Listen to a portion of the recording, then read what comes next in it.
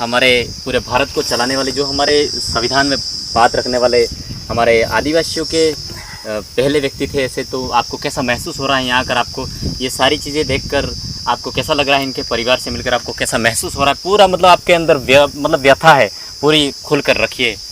जी, यहाँ पे आकर मुझे बहुत खुशी होती है और थोड़ा सी विडंबना भी हो रही है कि जिस स्थिति में हम देख रहे हैं, जो एक निर्माता थे, जो संविधान से काफ़ी जुड़ाव बात को रखते थे एक समाज के लिए, और एक अगुआ थे, तो उनका घर का स्थिति आज देख के हमको बहुत दुख होता है कि ये अवस्था में रह रहे हैं।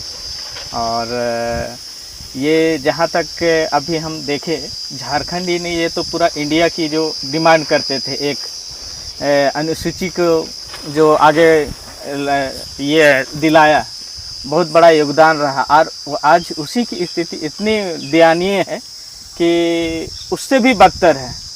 तो आज जो है कि मुझे बहुत खुशी हुआ कि यहाँ पे आएँ और इस चीज़ को करीबी से देखें और जानें कि यहाँ कैसे लोग रह रहे हैं, इनका फैमिली का क्या स्थिति है और क्या इसमें किया जा सकता है। हम लोग का भी बहुत सौभाग्य रहेगा कि हम लोग कुछ इन लोगों के लिए एक अच्छा विचार को या उस ये तक पहुंचा सके जहां देखे तो लोग कहें कि हाँ, ये इन्होंने, इनके जो पूर्वज थे इस मुकाम तक हासिल किए करवाए थे, तो इनको एक सही व्यथा को तो हमारे साथ है इनके जो परिवार के। तो मैं यही कहना चाहूँगा पूरे हमारे जो जितने लोग देख रहे हैं उनको कि आपको अगर हो सके तो अगर आप यहाँ गांव में आइए, उनसे आपसे जितना हो सके मदद कीजिए दोस्तों।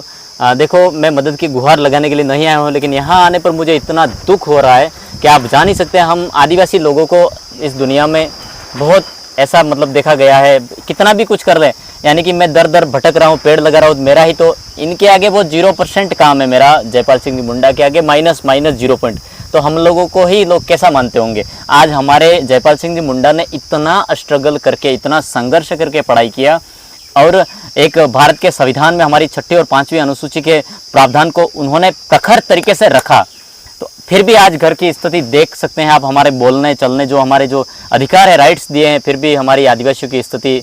नीलम जी ने वैसे बताया था, तो आपने देखा होगा नीलम जी, वहाँ तो हम पेड़ लगा रहे थे उस टाइम, सही तरीके से प्रॉपर इनकी शैली को हम सुन नहीं पाए थे, लेकिन अब रूबरू अच्छे से होंगे। हमारा जो देश है, लोग कहते हैं कि आदिवासी जो है मूर्ख होते हैं, बट एक्चुअली में ऐसा है नहीं। हमारे पूर्वज जो हैं वो बहुत सही तकनीक को पहचानते थे। उनको अक्षरों का ज्ञान भले हो सकता है कम हो, भले हो सकता है कि उनको बिजनेस का ज्ञान कम हो, लेकिन वो ज़मीन की मिट्टी को हाथ में लेते ही बता सकते हैं कि कहाँ लोहा है, कहाँ सोना है, कहाँ प्लेटिनियम है। तो ये जो है हमारा झारखंड जो है पूरा ओर से भरा हुआ देश है, राज्य है सॉरी। और यहाँ की मिट्टी जो है हमेशा या तो किसी अर्धांगिनी को जन्म, किसी मतलब वीरांगना को जन्म देती है या किसी वीर पुरुष को जन्म देती है। ये मिट्टी जो है अपने आप में ही बहुत उर्वरक है और इसलिए देश को ख़ास तौर पर झारखंड को ध्यान देना चाहिए और यहाँ के आदिवासियों को ध्यान देना चाहिए। हमारे डेवलपमेंट के लिए जो बेसिक जो है, कम से कम जो 6 शेड्यूल एरिया जो लागू किया जाना चाहिए, वो हमारे यहाँ लागू कर दे तो हम अपने ही अपना विकास कर लेंगे। क्योंकि हमें ज़रूरत नहीं है कि कोई बाहर की नीति आके यहाँ लागू करे या कोई बाहर का आदमी यहाँ के क्या बोलते हैं सीएम बने, तो हमें इसकी ज़रूरत नहीं है। हमारे लोग इतने सबल हैं, हमारे लोग इतने जानकार हैं, हमारे लोग सब कुछ जानते हैं कि हमें क्या करना है। जिस समय देश आज़ाद हुआ था उस समय जयपाल सिंह जी को हाथ में दिया गया यहाँ की नियमावली कि आप अपने देश को संभालिए या चलाइए, लेकिन उस वक्त रहता है। बहुत अच्छी बात है। तो चलो वहाँ जाकर पानी वानी पीते हैं। जयपाल सिंह मुंडा के घर पे हम हाथ धो रहे हैं, धुलवा रहे हैं। हमें देखो इतना मान सम्मान मिल रहा है, हमें बहुत बड़ी बात है। पक्के का तभी खवा निकला। ठीक है।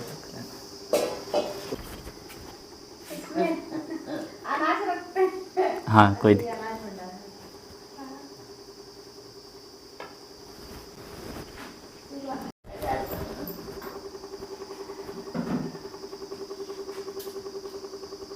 इतना सौभाग्य प्राप्त हुआ, हमारे जयपाल सिंह जी मुंडा के परिवार से खाना खाने का अवसर मिला। तो दीदी है हमारे साथ में, तो इनकी जुबानी सुनिए। तो यहाँ किस तरीके से जो ये किस तरीके से यहाँ मतलब उनका जीवन काल तो आपने देखा ही, दादाजी ने बता ही दिया जयपाल सिंह जी मुंडा का, लेकिन और भी कई सारी जानकारी है जो इस गांव को और किस नाम से जानते हैं, किस तरीके से वो यहाँ प्रसिद्धि हासिल है। और हमें लग रहा था कि जयपाल सिंह जी मुंडा के वहाँ जाएंगे तो इस तरीके से होगा कि बहुत अच्छे तरीके से होगा और अच्छा सा बंगलोज होगा, ऐसा हम मन महसूस कर रहे थे, बहुत आतुर था मैं। लेकिन यहाँ आकर देखा तो मेरे घर और यहाँ का घर देखा तो वो सेम लगा मुझे। देखिए, आदिवासियों का घर का पहचान खुद ब खुद हो जाना चाहिए। घास फूस का होता है, खपड़ैला घर होता है, मिट्टी का होता है, और आदिवासी कहलाने के लिए, आदिवासी का कल्चर को बचाए रखने के लिए हमारा मिट्टी का घर बहुत जरूरी है। मिट्टी का घर बहुत हाँ। जरूरी है। अगर हम पूर्वजों के रास्ते पे चल रहे हैं तो हमें हमारी आदिवासी में मिट्टी का घर बिल्कुल जरूरी है। तो देखिए दोस्तों, जयपाल सिंह जी मुंडा का घर भी आज भी मिट्टी का बना हुआ वैसा है। ये क्या है? मध है। शहद दे रहे, शहद मध शहद। हाँ अच्छा, हनी। बस हो जाएगा खूब। चावल की रोटी है तो थोड़ा और दीजिए। बाबा गिरा।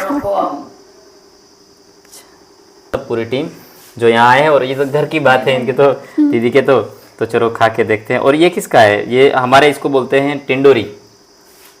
ये भिंडी और कुंदरी की भुजिया है, और ये बांस का है। अच्छा, बांस का। हाँ, बांस का चावल। बांस का क्या है ये संधना बोला जाता है, छोटा रहता है ना पौधा बांस का। निकलता है उसी का। अच्छा,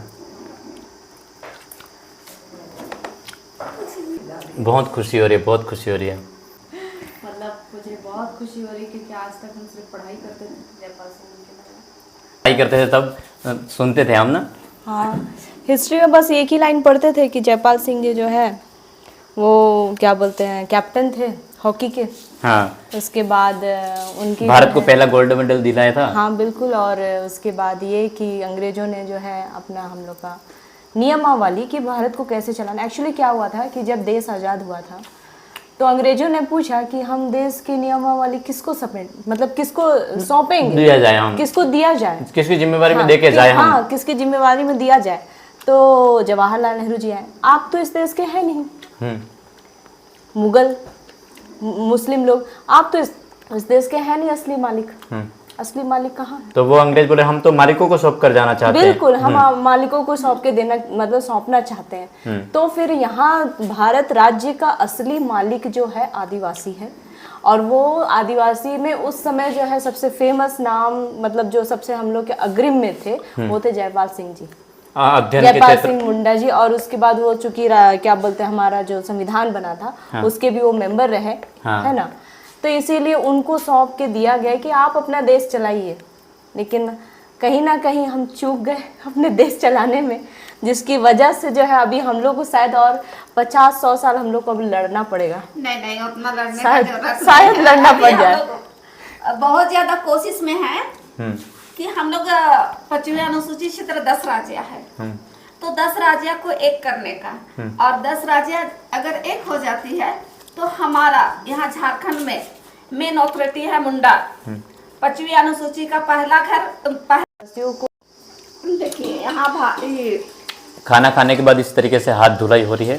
पूरा देश का तो नहीं बोल रही हूँ मैं, झारखंड में आदिवासी फंड से 450 योजना चलती है, तो 450 योजना का लाभ 5% आदिवासियों तक नहीं पहुँचता है। पूरा देश में तो 750 योजना आदिवासी फंड से चलता है, लेकिन झारखंड में 450 योजना चलता है और आदिवासियों को पता ही नहीं।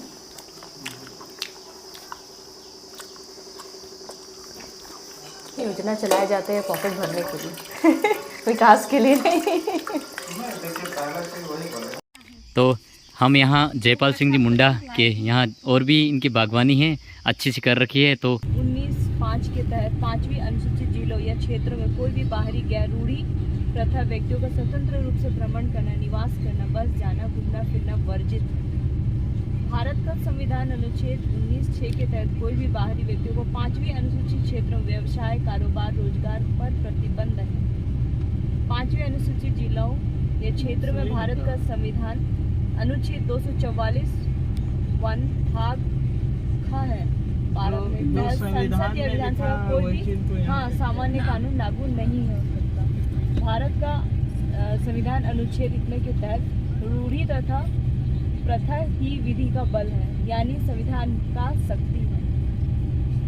इसी में हम लोग आगे से मुड़ करके सीधे तो ये पहला पत्थलगढ़ यहाँ हुआ था। हाँ, झारखंड का पहला पत्थलगढ़ी यहाँ अच्छा, भंडारा गांव में, भंडरा भंडरा गांव में।